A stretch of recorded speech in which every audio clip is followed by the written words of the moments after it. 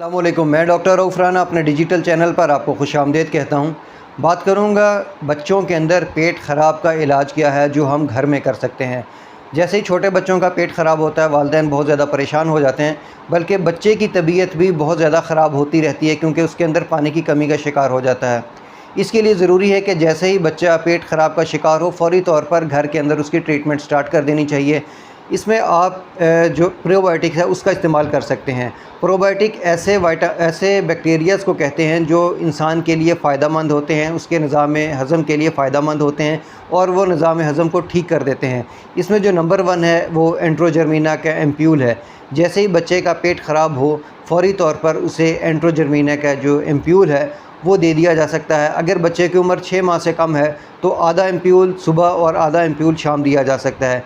इसके साथ साथ बच्चा अगर खा पी रहा है तो उसके सीरिलैक के अंदर, उसके दलिए के अंदर एनफ्लोर साशे का इस्तेमाल करवाया जा सकता है। ये भी एक प्रीबायोटिक है जो कि निज़ाम को बेहतर करने में मुआवन होता है।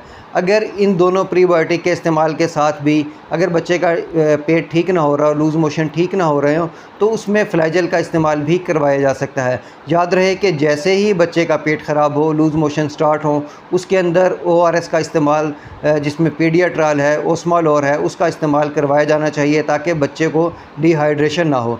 अगर 1 या 2 दिन बच्चे की तबीयत वैसे ही रहे तो फ़ौरी तौर पर डॉक्टर से रब्ता करना चाहिए और अगर बच्चे के लूज़ मोशन बहुत ज़्यादा पहले ही दिन हो जाएं तब भी फ़ौरी तौर पर डॉक्टर से रब्ता करना चाहिए ताकि बच्चे को मुनासिब दवा दी जा सके।